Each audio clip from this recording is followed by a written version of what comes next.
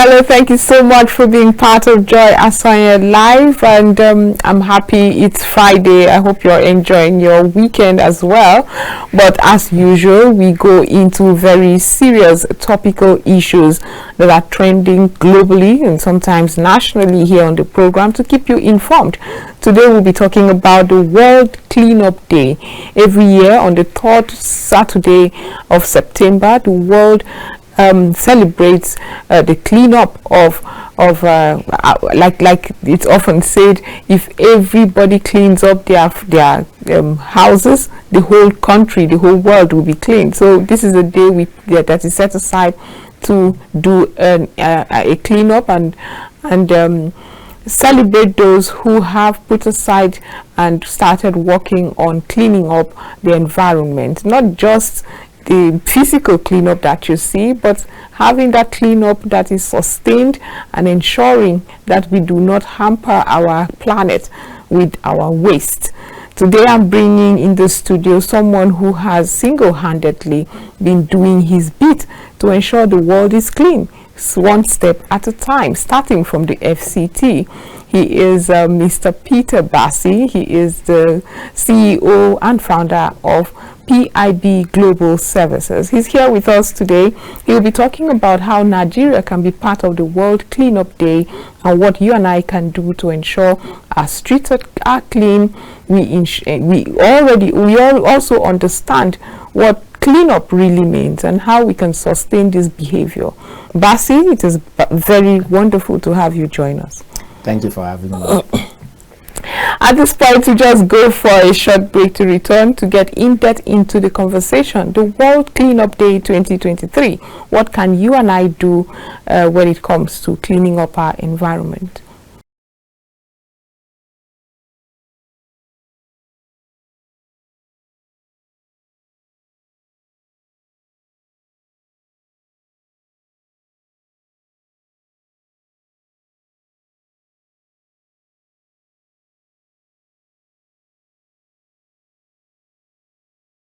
Welcome back from that short break. Like I said earlier, we have the founder, P.I.B. Global Services. Speaking about the World Cleanup Day, let's talk about, first of all, the awareness for cleanup. Nigerians usually are clean people, I like to say, but we also have those recalcitrant ones who would just toss plastic out of their vehicles or toss it anywhere. Is it government? Who should we blame for that? But you tell us, where are we when it comes to awareness for cleanup? Well, I want to pick it up from there. When you say government, is it the government responsibility? Who are the government? We are still the government. We are the government. We are the government. But I'm talking about those who have the responsibility to ensure we have facilities like what's it called now? Beans across our communities. So it's a collective effort, because if you want to leave it only on government or individuals, is going to be difficult. But with collaborations, with synergy, we can all contribute and create incredible impact, because we've really not done enough. I think that is why a day was created to create that awareness on World Cleanup Day, which is actually tomorrow, the 16th of September 2023. Now, we always say cleanliness is next to godliness. So a cleaner environment is a godly environment. So when an environment is clean, the environment is clean, you understand, we are now accepting nature and being closer to nature, because we are the ones polluting the environment. Exactly. So you don't need to be told, you don't need to be police around, you don't need to be given incentive to clean your environment. I mean, I come from Cross River State, where if you toss anything out of the car, there's a CUDA vehicle that will pursue you and you pay a fine. But that makes Cross River clean. Yeah. Or at the time, it made Cross River clean. Yeah. So is that what Nigerians need at this time? Yeah, I will also share a story. Years back when I was in Ghana, innocent me, I bought something and I was inside a moving vehicle. After it, I just threw the thing outside. And in Ghana, so see, even old women that were also my co-passengers, see the way they almost ate me raw. You understand? When they realized I'm a Nigerian, I said, okay. "Oh, we know." So it's habits.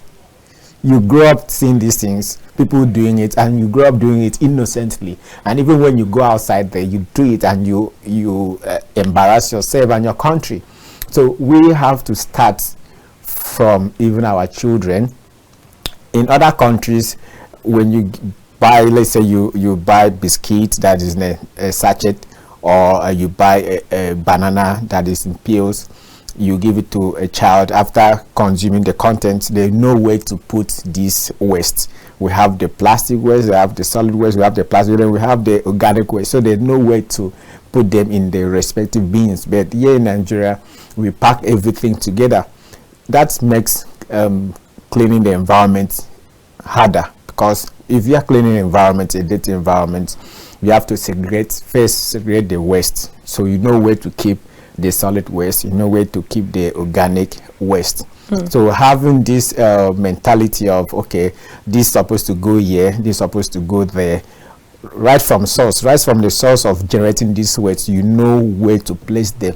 It will make it easier for maybe people who are doing recycling, like what we do, what you do exactly, and upcycling with the this P.I.B. waste. We now know how to pick up this waste, and it makes the work easier and seamless. Exactly. I mean, you keep saying this, and do Nigerians already know? In our various homes, do we already know to put it aside? Should there be another, in Nigeria, whenever you talk about this, you talk about a commission that would start this awareness campaign for Nigerians to understand industrial waste should be kept aside, plastics should be kept aside, biological waste aside, and all of that. Usually government makes this available, and there are incentives in some cases. Where are we when it comes to government awareness or government effort? Are there any to start with? Yeah, of course, in government, we are, at least we know we have Ministry of Environment. That is their job. And in all the states of the Federation, we have ministries of environment. Even in the FCT, we have a board, a Abuja Environmental Protection Board. So these are government agencies and parastatals that are given this mandate to ensure that this is done. Nigerians know a lot of stuff. We know a lot. We are knowledgeable. The problem is, are we doing what we know? We know a lot. Not that we don't know that we are supposed to manage waste even from the source. We are supposed to know where to place certain kind of waste. Surprisingly, we know. But are we doing it? What makes it, I mean, each time we talk about this, I shudder. What makes us not do it? The Nigerian mindset that we can always do things anyhow. The anyhow spirit, okay, I know this, I'm supposed to put this there, but who cares? I just throw it, especially when nobody's watching me. So we should be disciplined enough to apply what we know. It's enough to create awareness, talk to people, do this, do that. It's already we are already doing fine in that aspect, to create that awareness, tell people you have to do that. But people doing these things without even being policed or being watched.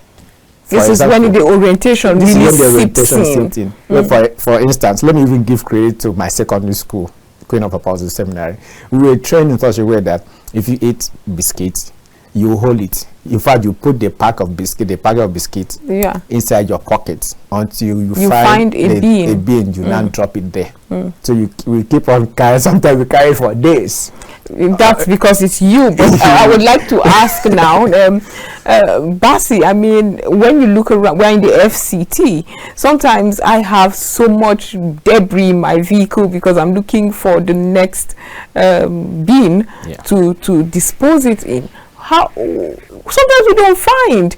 Maybe the city centers can have some, the metropolitan areas around the city centers often do not even have this. So, and the waste management is so poor. So what would you say about that? When citizens like yourself, you say you take it for days, it's understandable. I understand it, because you will move around, you're trying to find the next bin to dispose it properly like a good citizen. You do not find it.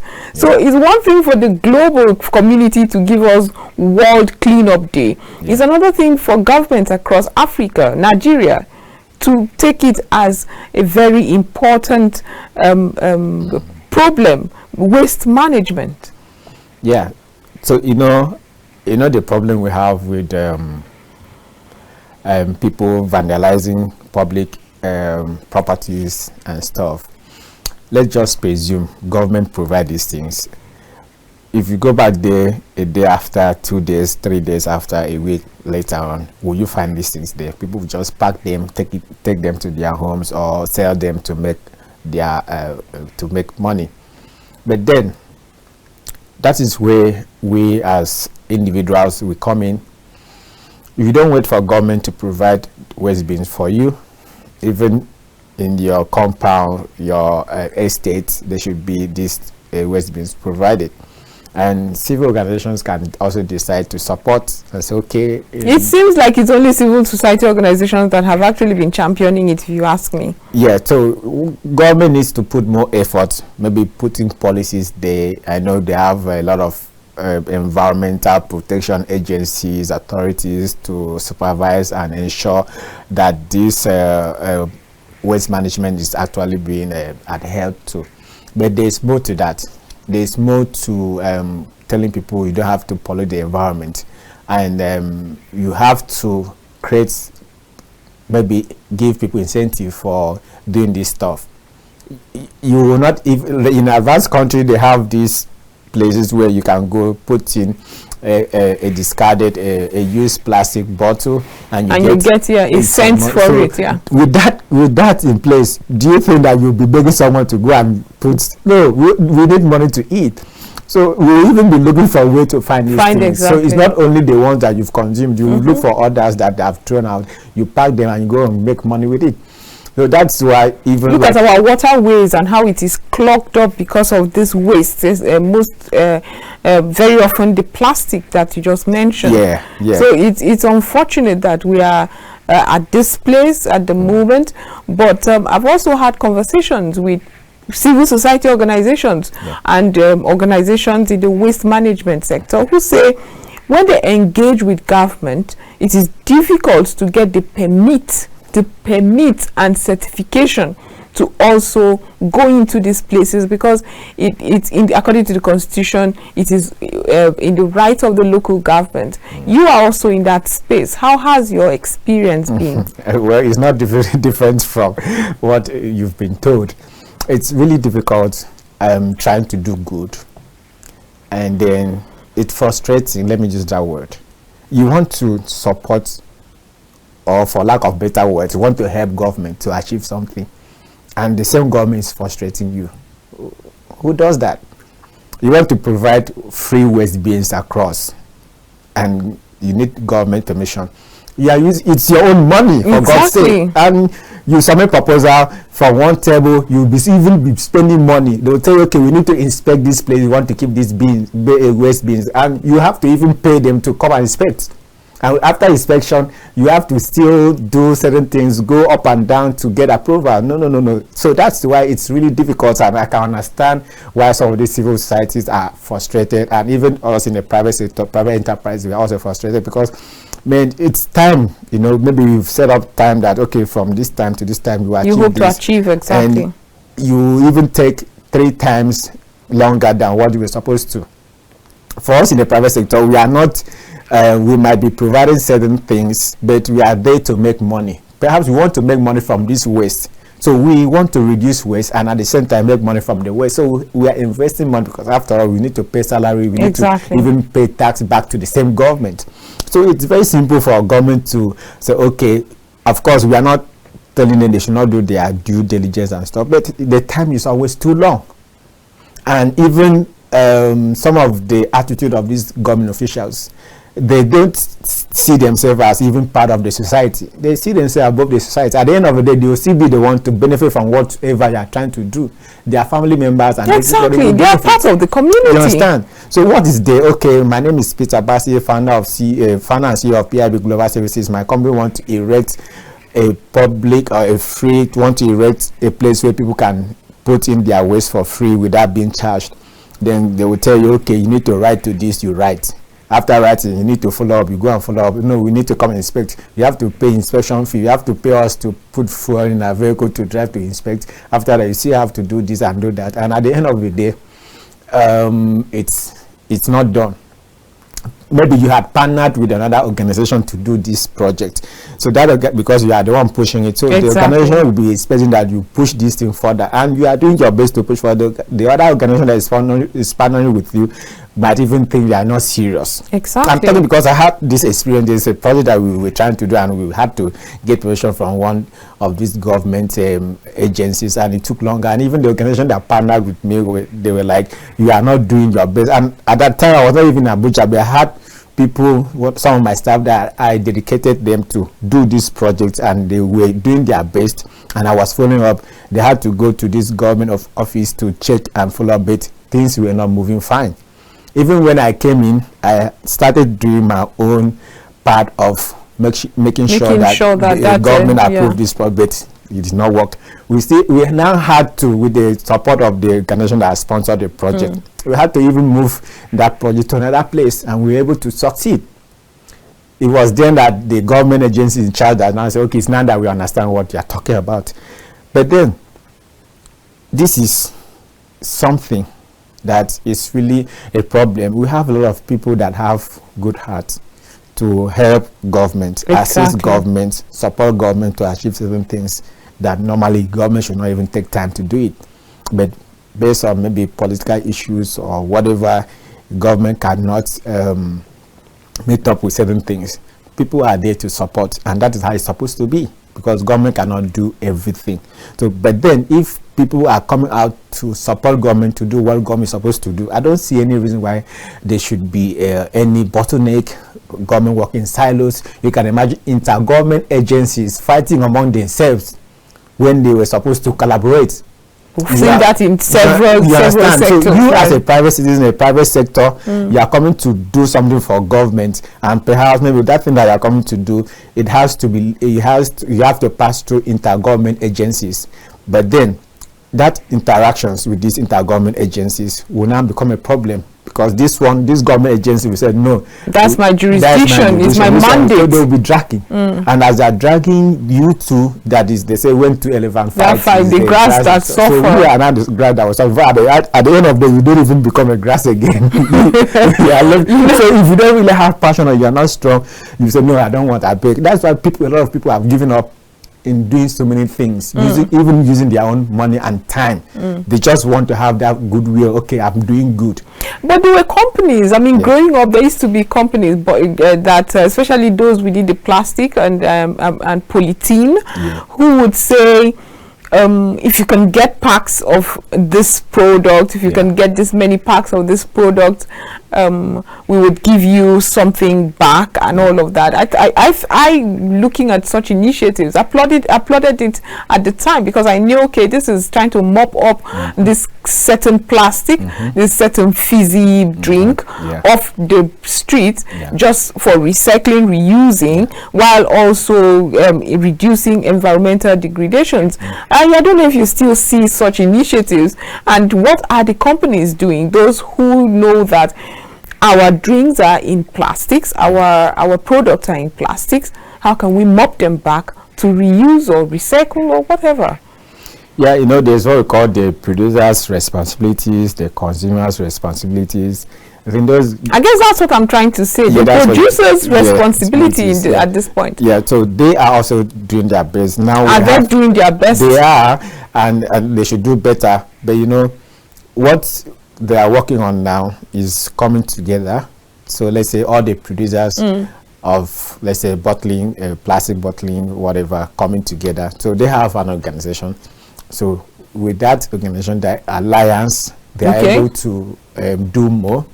And you know, because of the truth is, it is easier to do, to give back to the society, do corporate social responsibility, recover the waste that you generate when you are making profits.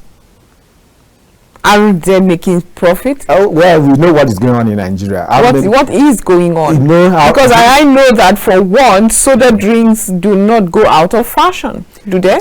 They may not go out of fashion, but do you know how they are struggling to stay within fashion? Companies, forget about the big names. In fact, the bigger the problems, The bigger the names, the bigger the problem. The names, the bigger the problem. Oh, really? Companies in Nigeria are really going through a lot. Multi-million naira companies, multi-million dollar companies in Nigeria are really going through a lot. Nigerian environment is not business friendly. Right. Yeah. So when you were supposed to make profits, and from your profits you are able to do some of these project initiatives to recover waste, when you are not even able to balance your book, where are you going to get money to do social corporate responsibilities? But then recycling, waste recovery and recycling in general, waste management is also a multi-billion-dollar sector industry. But you know, it's not all the companies that generate waste that have the capacity to recover those waste and be able to utilize. It's cheaper to always produce a new one. Really? Than to go and say you are going to collect the used one. You have to, when you collect now, if you want to make a new plastic, right, there are some chemicals and raw materials, you just put them together and you produce a new plastic bottle. But if you are to recycle an already used plastic bottle, you have to go and collect it. Not you don't clean it, you don't start with cleaning. Collect it from wherever it was. Right. Move it to a certain plant, wash it. That is the cleaning aspect. When you clean it, and the cleaning is another process. You need energy, you need light, you need electricity to do the washing. Then you now cut. Sometimes they will cut them into pieces before you wash. Sometimes they wash, cut, and still wash again. Then after washing this or cutting it into pieces, we call it flex, plastic flex, you have to come and put them in another machine that will melt them. So you need power supply to even melt them before you put them into a mold that will now bring a new bottle. So it's not that after using a particular bottle, you collect it, wash it, and refill. No, you don't do refill. They don't do refill. Right. They will collect the used one and break it down and produce a brand new bottle out of it. So that's where they say the 3 R's. Yes. That's recycle, reuse, and reduce. Okay, reduce, recycle, and reuse. Now, so you can see this is new to me. I had always thought that it meant cleaning it up and then So you see that it's easier and it's cheaper to just get your raw materials and put it into the machine and produce a new bottle than going to collect the used one, come and process it and produce it, you know. So now I see why it's a global problem actually to mop up these plastics that are clogging up our waterways. Now it makes sense why companies are not in such a rush to help get back. It's not, in a way, it's not profitable. It doesn't really make sense in business wise, financial sense. You understand? So you spend more money, but then by 2050. It is estimated that there will be more plastic in the ocean than fishes. Do you know what that means? You go to the river to get some fish for your dinner, and in the place of 5 fishes, you catch 5 plastic bags, plastic bottles, plastic waste in general. So we must do this work. That is where the 3 R's come in. You reduce the plastic waste, you reuse the plastic waste, and you refuse. There are 4 R's. Reuse. In fact, it's up to 5 R's. 5 R's. Okay. Reduce, reuse, recycle, and reduce. That's the 4 I know. Yeah. Reduce. Repurpose. Yeah. So repurpose means if you were using this plastic bottle as okay, you bought a bottle of water. After drinking the content, then because this fuel scarcity stuff, you drive and you run out of fuel, you now bought fuel by the roadside, you will need a funnel, so you can cut up and use it as a funnel. You understand? That is, you have repurposed it. Or maybe initially you put water in a bottle, but after that you can now put oil, vegetable oil, so you've repurposed it. So reducing means if you're supposed to take maybe when you went to a supermarket to buy certain things and they were supposed to give you plastic bags. Sometimes they will double, triple. Yes. And up to 4 plastic bags. So you can say, no, just put it in 2. Or leave it, I will handle it. You understand? Right. So you have reduced the quantity of plastic bag. That also refusing. Okay, don't put it in a plastic bag for me. I will put it in my bag. So you can go to the supermarket with your bag. Instead of collecting this plastic nylon to these nylon bags to put your items, you put it in your bag. I'll just, maybe if you're driving, but someone like me, I'll just carry it in my hand. Put it in your trunk. Put it in my trunk. I'll put it in my pocket and you go. People will be looking at you. There are some things that you can't put in your pockets too. Yeah, you put it on your head. So that is the 5 hours. You understand? Now, these things are very simple. It's all about our individual and collective responsibilities. We should create it as a kind of a culture that you do. Culture is something that you do that you don't need to be told. You grow with it. You do it seamlessly. You don't need to be policed. So children should be trained to start now. They're already doing it in an advanced country that babies even know where to put particular waste. They know that, okay, this is plastic, you should go here. This is metal, you should go here. This is organic waste, banana peels, you should go there. You understand? So if we start with that, exactly, with our coming generation, with our children, they can correct our messes because we've messed things up. Okay, I like where you have ended this segment. We'll go for a short break to return. We have indeed messed things up. We have to repair the mess we have made. Well, we're still discussing the World Cleanup Day 2023, which happens every third Saturday of September. We'll be right back. P.I.B. Global has an event coming up tomorrow. We'll get to talk about that. And we keep hearing about waste to wealth. What does it mean? Stay tuned. We'll be right back.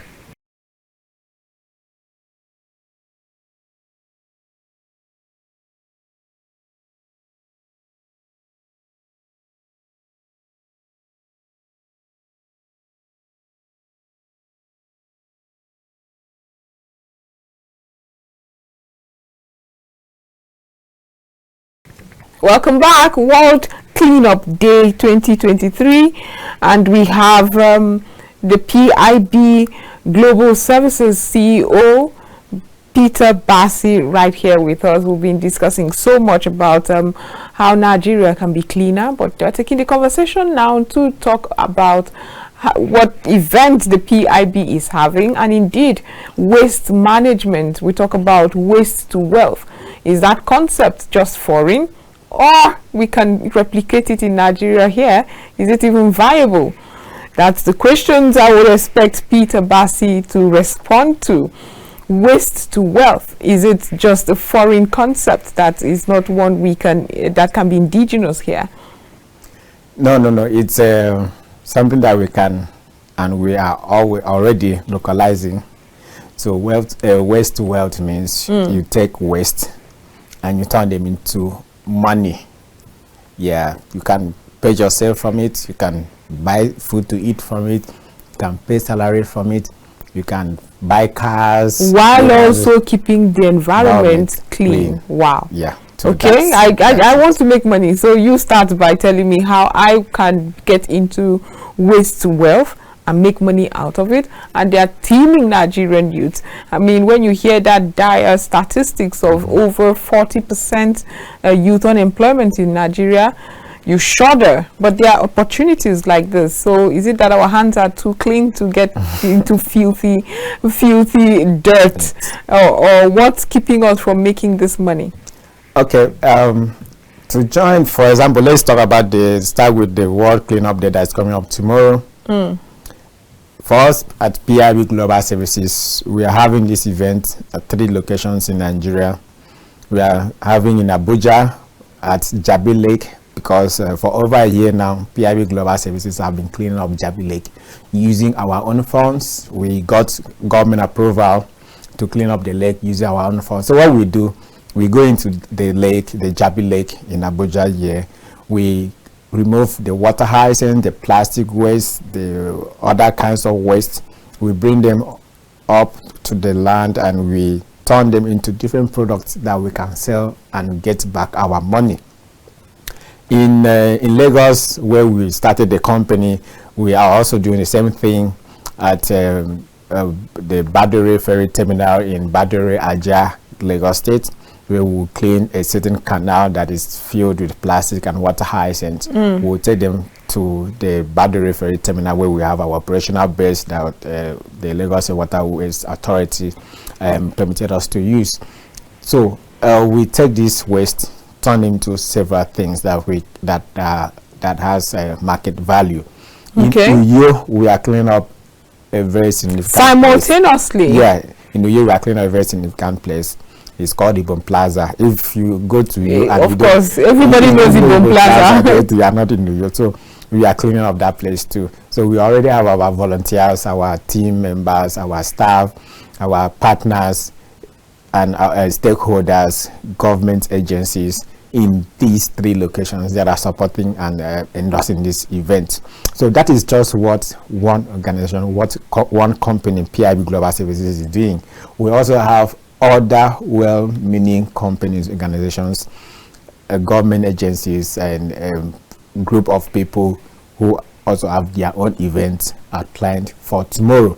But the bottom line is, you can join any of these events, and you can also do your solo event. Exactly. Even in your neighborhood, you clean your neighborhood, you clean your environment. On your own, you can just wake up and say you are cleaning your street. You don't need to clean the entire length and breadth of your street, maybe 2 poles, you alone. Now, okay, you can take pictures before, take pictures after, during, and take pictures after. And you'll be satisfied. I'm telling you, it gives you the sense of, so you don't even need anybody to thank you. You don't even need anybody to put you on newspaper or TV to talk about it. And that's the beauty about some of the work you do. Yeah. Very often it is very satisfactory to see that. I mean, I contributed to this, society's getting better. Psychologically, it's good for you. It's good for your psyche. It's good for your mind. Exactly. You understand? You have that. You build that self-confidence, and you keep doing it from there because you are genuinely doing something. While that is very satisfying psychologically, emotionally, maybe even spiritually, my question is, how can I get it to the market to indeed make money? For young people who are I mean, I am psychologically satisfied does not pay the bills these days. Economically satisfied. You need economic satisfaction. Yeah. And that's where I'm going right now. We don't see such jobs advertised more. We see more of what they call the white collar jobs and the blue collar jobs. But this is it green collar jobs? Yeah, it's green. I think this is green collar jobs, and we don't see it advertised more. And it seems like the people who often engage in it are seen as it's dirty. Yeah. Because we see scavengers. These are the ones who have taken it upon themselves, and the 21st century Nigerian youth does not want to, they want to show up and it's turn up. They want to turn up. Turn up when it's all good. Exactly. So how can we make it lucrative? How can we make it look good enough for people, attractive rather, for people to want to be part of it? Because it has an attendant effect on the environment, which is a good one. Yeah, well, as far as the environment, climate change, all this waste stuff is almost like a virgin market, a new sector. It's not really been there, or if it's been there, we've not really done a lot. So it's now that people are now getting this awareness. People are talking now, getting to talk more about the environment. That we need to do this, we need to do that. You understand? So perhaps we need to create more awareness, let people know that getting your hands dirty for a cleaner environment is a noble work. Right. And also, you will talk about the scavengers or not. In every sector, there's hierarchy. Of course. So it's just that in the waste management sector, the environment sector, the scavenger seems to that particular hierarchy seems to be the bottom and the one that is most pronounced. So you see that people packing waste are dirty and all that, but there are other people in the top of the pyramid that are making millions and they are doing this dirty work, but you see them wearing suits.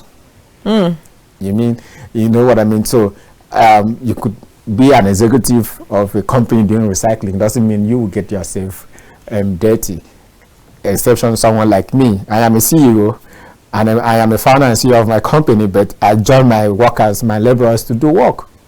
When we started in Lagos State, practically I will enter inside the gutter, enter inside the dirty water to pack water essence, pack plastic waste, and you get in contact with human waste and stuff like that. I have been doing this even up till now. I still do it because I have passion to do it. I don't just sit to give instruction. Exactly. I see you get that your hands me in getting there. myself involved is part of it. It's even more satisfying than just giving instructions. Giving instructions and sometimes I have even I have some of my supervisors that they will stay just watching while they see me do work. You understand? They feel they are, since I'm a supervisor, I'm just there to supervise, to give orders. But CEO himself is getting his hands in. So who are you to stand and be looking? You understand? So we need to. These are those category of young people that want to turn up, so they can't get their hands dirty. So there's opportunities to make money. Like I said, it's a new sector. People have not really talked about it, and the market is there. But sometimes you create the market for your product. So you develop a product from waste, create a market for it. There's a way to create demand artificially for your product that have not even been there. For example, one of our products that is called voucher. Keep talking about voucher. People did not even know about voucher. So when we started producing voucher, we were now the one telling people why you need this voucher. Yes. And then we gave people free to use. From using it free, that person that uses it free will always say, okay, it's working, I need it. But if he did not produce it, if he did not give it to someone free, if the person did not use and testify, the person will not buy it. So you produce a product from waste, you go into the market, you create demand for it. The demand, you don't expect someone to just call you and say, please, do you have voucher? Hello, nobody knows about voucher. So you are the one that developed this product. You are the one to tell people about this product. And this kind of product is not product they just maybe come on TV and say, oh, I'm selling voucher. Exactly. It's something that you go into the field. You go and meet the people that are supposed to use it. This is it. This is it. Take it, use it like this. You even use it like when we started giving it, our voucher to farmers. We'll go to the farm ourselves, use our hands and apply the voucher in the farm. Let's say we apply in the poultry farm to help to absorb order in the poultry farm. Right. We'll go to the poultry farm. But a lot of people listening to you right now might not even know what voucher is. So maybe you should give us a quick background first before you go into what it actually does. Okay, voucher is biological charcoal. Bio charcoal. In short, voucher. It's a kind of charcoal that is produced in an eco-friendly way. We all know how charcoal is produced now. Exactly. You go and cut down a tree, then you produce charcoal. No. Voucher are produced without cutting down single trees. Like what we do, we produce voucher from water essence, from the water bodies, the plant that is quite invasive in the water. We remove it and turn it to this biological charcoal, the voucher. We also use farm waste. Maybe post-harvest waste. After harvesting your, let's say, you had a corn farm, and after harvesting, normally they used to burn those stuffs, but we go and collect them. We prevent that open agricultural burning that is contributing to climate change. We collect this stuff and turn them to this charcoal. So you see, we've produced charcoal without cutting down a single tree. We use farm waste and kitchen waste. Like the water essence from the water, collect, clean the water and turn and make it into voucher. Right. Now, with this voucher, it's a charcoal it by itself, but it has so many advantages that you can do so many things with it. You can use it to absorb odor. You can use it to even purify water. And purify water? Yeah, you can use it to purify water. So by the time you use this product by yourself, you know what this product is all about, and you are able to tell your neighbor, tell your community people, tell people around this. But relatively, if you put it beside charcoal, which is cheaper? Now, when you want to say something is cheaper, you have to look at the other factors. Do you know the worth of a single tree? Okay, I mean, you cannot begin to quantify the oxygen it gives to nature. Yes. You know, so you're right. I cannot quantify it. Let's say. But is this to justify that voucher is expensive? Because I always say that while we want to look towards the greener world, saving our environment, for people to actually take this message in, there has to be alternatives.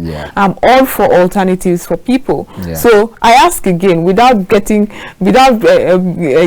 tripping me into comparing the falling of a tree, if it's available and cheaper for people who might want to replace it with the charcoal, the tree's charcoal, wood charcoal. Of course, voucher is cheaper and can always remain cheaper. Why? To cut a single tree, you have to go into the forest. You pay your way, or you buy fuel or whatever. Even if you are using bicycle, you go into the forest to cut a tree. But for you to produce voucher, you don't even need to go that far. You can just gather weights from your farm, your garden, and put them together. Make sure that they are well dried, and you carbonize them. You burn it in an eco-friendly way with a specialized equipment to burn them into the charcoal. Then, because of the raw materials you use, you use weeds, you use grasses, so the charcoal you produce will be in a powder form. But since you need charcoal in a solid form for you to cook, all you need to do is to bind it. You mold it, and you can use binders that are always available to mold it into block charcoal that I can cook with it. You understand? So that means that using voucher for to produce a solid charcoal can be cheaper. It's all about how you produce it, if you produce in large quantity, large amount, it will be cheaper. And something that is always expensive cannot be sustainable, because if you are bringing a new technology that you claim to be a better technology or a concept, and you want to solve a problem, or you want people to stop cutting down trees to use this one, that this is the green alternative. If the green alternative is more expensive, you definitely are wasting your time. So it has to be cheaper, accessible, and it's something that people can do without stress. Exactly. So is it something that people know about and can do it without stress, or do you sell those the P.I.B Global Services sell vouchers, or you teach people how to make it? What we do all that. We do both sell, right? We produce, sell, we teach people to produce by themselves and use. We also teach communities to do it in a community level, to make it in a larger amount, to make it easier for them. So we produce and share within themselves. So apart from us producing and selling it as our own branded product in the market, we train people. Like the other time we were in Nasarawa, and we were in Lafia in Nasarawa State. We trained about less than 100 persons. They were selected from 5 local governments in Nasarawa State. By the Nasarawa State government? Yeah, so not by the state government, but it was sponsored by Oxfam. Okay, an international NGO, right? Sponsored by Oxfam. So there's this NGO that organized it. They got the sponsorship from Oxfam. Then we were called in as a facilitator to train people how to convert their farm waste into charcoal that they can use to cook. And within 5, 10, 15 minutes, we did all these things, and they were like, so this is how simple it is. They are farm waste. Yes, farm waste. Does it have to be okay? I think I'll go meet you later for a master class. But let's just wrap up our conversation on World Cleanup Day. For people who want to be part of this program, you said it's simultaneous in Lagos, Uyo, that's Akwa Ibom State, and Abuja. If people want to volunteer to be part of this, or even get to learn how they can make money. I mean, you are making money from all of what you do, waste. So if people want to be part of it, how would they go about it? If you're in Abuja, by 8 a.m., you need to go to Jabi Lake Mall. at the back of the mall is a lake, the Jabi Lake itself. So that is where we are starting. You will see us there. You meet some of us there. We also have National Inland Waterways, the Abuja chapter will also be there. We have Parks and Recreation Department of the FCTA, they will be there. And we also have Nigerian Red Cross Society, the volunteers will come to also support. So you can get engaged, clean up. They help to support our cleanup project to keep Jabi Lake clean and safe. Then you also learn how we turn the waste from the lake into different products that are in the market. That is for Abuja. In Lagos, we will be at the Badore Ferry Terminal in Badore. So if you go to Badore Ferry Terminal, where they enter boats to Ikorodu, you will see our banner, our logo, our post there. That and you can always ask that you want to join the cleanup exercise by P.I.B Global Services. So we will clean up the water bodies in Lagos, in Badore, convert this waste, the water hygiene and the plastic waste, into different products that you can see, and you can even get involved instantly. In Uyo, the state capital city of Akwa Ibom State, we are cleaning up a central location that is known as Ibom Plaza. Yeah, so we clean up that place. We also have volunteers from the Yali Network, Uyo Akwa Ibom chapter. They are the volunteers that will come up there to support P.I.B Global Services to clean the Ibom Plaza, where we also have some recycling activities, and not just recycling. There's a word, upcycling. So we don't just recycle, we upcycle. Right. What does that mean? Upcycle means, for instance, let's talk about the plastic bottle. You know, you bought a bottle of water. After drinking, you kept the plastic bottle and you turn it into, maybe you cut it into half. The lower part of it, you can decorate it and plant. Maybe you plant planter, right? You understand? Or even keep it in your office and you put your cat in it. Right. So you've turned it from something to, yes, so you upcycle it. It's always like maybe you upgrade it, or you turn into a different product without having to break it down to produce a new product. Breaking it down to produce a new product from it is the recycling aspect, which involve a lot of processes. I see. But to upcycle now, like for example, discarded car tires, people, you can use it to make chair, you can use it to make furniture. There's several things you can do with it now. That's upcycling. I've learned another concept today, but I must thank you, Peter Bassey, for being part of the program today. I have learned so much, and I hope that those watching us today have also learned a lot and would join this need to clean up our environment, refuse, reduce, reuse, recycle, and the many other hours, repurpose, like he said. But this is where we draw the curtains on Joy Asonye Live. We'll be back next week. I hope you have a restful weekend and enjoy yourself. I mean, life is for the living, isn't it? Yeah. So we'll be back next weekend. My name is Joy Asonye.